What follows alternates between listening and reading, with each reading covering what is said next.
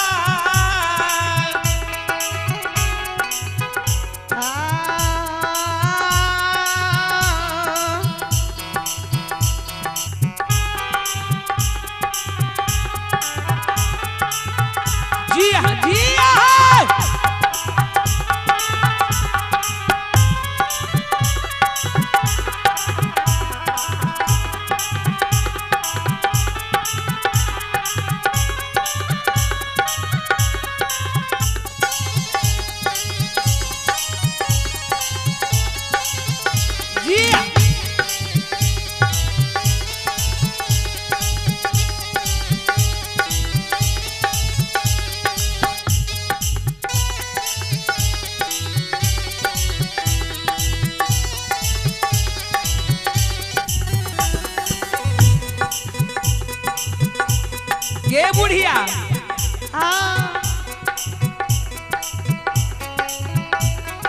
हम घघरी पार नहीं हेबै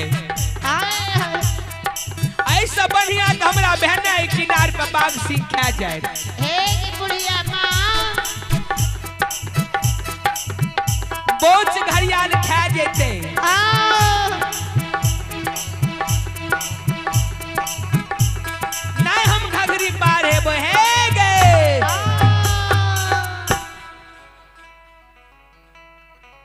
बाबा विश्वनाथ कल के गे बुढ़िया एक दुश्मन तो हमार दोस्त भेले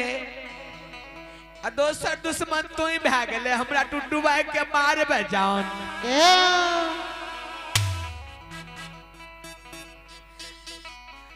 बहने हमरा गंगा किनारे पर बहने बाग सिंह खा जेते बोझ घड़ियाल खा जेते हम डूब के त नहीं न मरबो नहीं जेबो श्रोता बंधु बाबू भैया माता बहन से उत्तम माय घघरी रही है बुढ़िया नहीं रही है बाबा विशु का पार करे लाल रहे कल के हो सुगा तोरा हमरा बात पर विश्वास नहीं छ कल के नहीं बुढ़िया तोरा बात पर हमरा विश्वास नहीं छ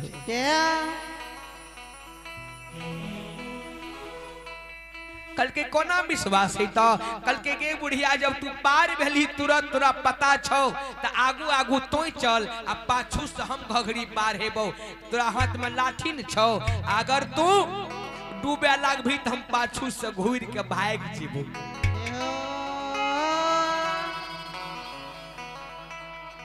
उ त माय घघरी रहे पार करे एले रहे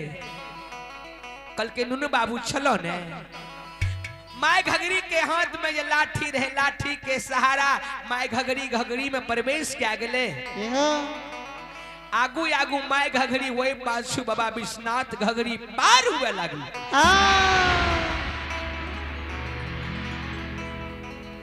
जब कुछ दूर जाए छे त माया का विस्तार करके घघरी में बाबूजी कोई घघरी में भरिए छबा पहनइए भरिए घुट्टी पहनइए बोलिए प्रेम से मां घघरी महारानी की देखियो मां घघरी के कृपा जब भरिए घुट्टी पहन भेले भरिए छबा पहन भेले बाबा विश्वनाथ पारो हुए सोचे जे बुढ़िया ठीके कहल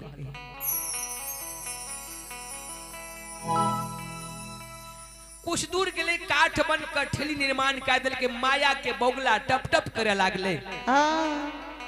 माय घघरी रही है वो तो बूढ़ी आ रही है ने वृद्धा के रूप में माय घघरी कल के होनु न बाबू कथिल तू हमर उम्र देखे 80 बरस है छे कथिल तुम्हारे आज के मौसम हैरान करे छ तू पार भैन जा अब तो नहीं डूबो तोरा भरिए घुटी पै सगरे है तो माय घघरी वृद्धा के रूप में रुक गेले आ बाबा विष्णु घघरी पार हुए लागले। माय घघरी के गमा पार भेले बाबूजी बाबा विष्णु घघरी पार भए गेले ओई पार जाय छे त मन में सोचे ठीके बुढ़िया कहल के अच्छा बुढ़िया के देखिए त कते छे आ किमहर गेले। माय घघरी बाबा विश्वनाथ के पार कय दिल के आ घघरीए के बाबूजी बीच घघरी से माय अंतर ध्यान भए गेले अलोपित भए गेले। नहीं उ नगरी नहीं उ ठाम उ त माय घघरी रहे बाबा विष्णु जब घूर के देखे छी केकरो कोई नहीं देखे छी आता नाई ना हो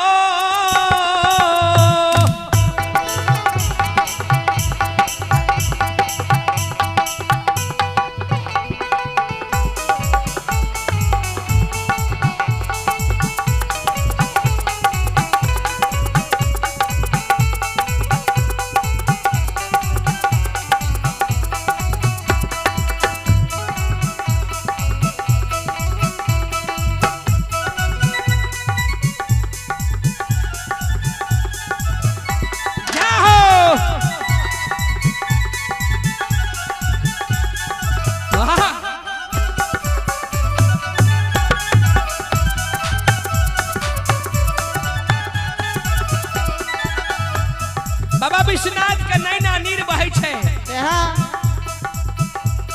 जब बुढ़िया के नहीं देखे छे लौट लौट के घघरी के किनार पर काने छे गे माय हे मैया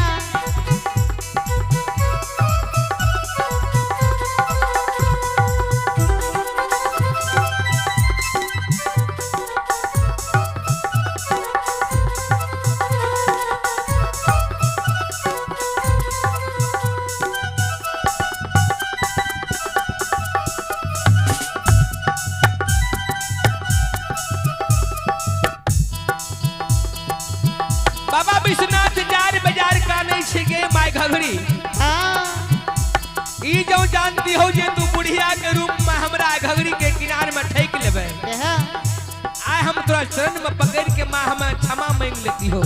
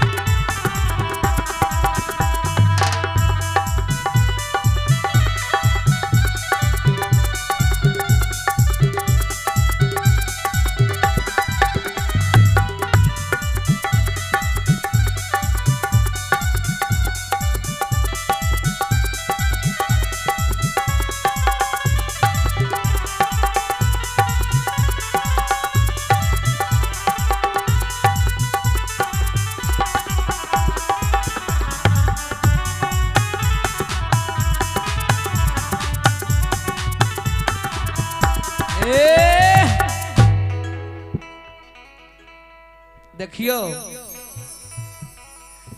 बाबा विष्णु घघरी पार भए गेले